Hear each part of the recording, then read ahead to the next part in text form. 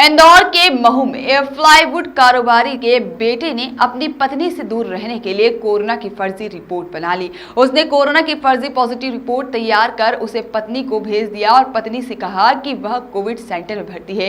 1 माह से ज्यादा समय हो जाने के बाद जब वह घर नहीं लौटा तो पत्नी को शक हुआ, तो उसने अपने पिता को रिपोर्ट की जांच के लिए भेजा और दामाद की रिपोर्ट के बारे में लेब से तहकीकात की तो पता चला कि रिपोर्ट ही फर्जी है। अब लेब ने कारोबारी के बेटे पर शुक्रवार को एफआईआर दर्ज कराई है। मामला छोटी ग्वालटोली थाने के पास सेंट्रल लेक का है।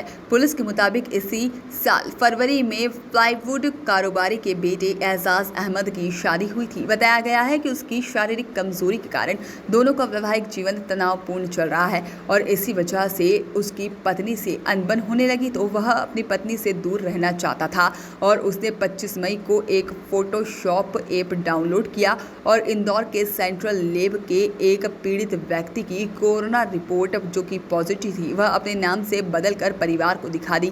इससे कोरोना पॉजिटिव मानकर पत्नी और परिवार वाले उससे दूर हो गए।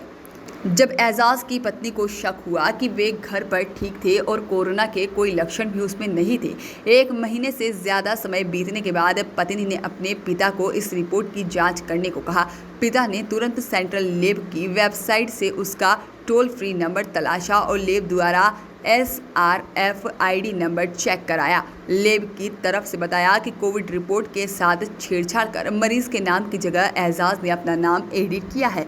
वही रिपोर्ट की कॉपी आने पर सेंट्रल लेब की संचालिका विनीता कोठारी ने थाने पर शुक्रवार को शिकायत दर्ज कराई। इस पर पुलिस ने एजाज के खिलाफ मामला दर्ज कर उसकी तलाश शुरू कर दी है।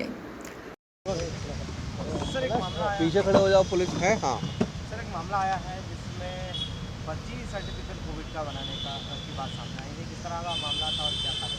थाना ग्वालटोली के अंतर्गत यशवंत प्लाजा में सेंट्रल लैब स्थित है। कोविड के दौरान काफ़ी वहाँ पे लोग पेशेंट्स रहे हैं, काम हुआ है। और विनीता कोठारी जो उनकी संचालक है, उनके द्वारा कंप्लेंट की गई है कि एजाज अहमद नामक व्यक्ति जो कि मऊ का निवासी है, उसके द्वारा गूगल से उसको रिपोर्ट को उठाकर उसमें एडिटिंग करके अपनी एक रिपोर्ट जनरेट की है। तो इस तरीके से उसने एक कूट रचना की है जिसको हमने प्रकरण पंजीबद्ध किया है। उनकी रिपोर्ट पे से 469 465 का प्रकरण पंजीबद्ध भी हुआ है। बाकी इसका इन्वेस्टिगेशन का क्या कारण रहे? इसका इन्वेस्टिगेशन उसको पकड़ने के बाद आएगा। इसने अभी ऐसे साक्ष्य ढूंढे जा रहे हैं कि इस रिपोर्ट का कहीं उसने यूज़ किया है, वो चीज़ भी देख रहे हैं और आरोपी गिरफ्तार होने का उससे पूछताछ करके ही इसके स्पष्ट हो पाएगा। वॉइस ऑफ राइट्स के लिए इंदौर से तबरेज खान की रिपोर्ट।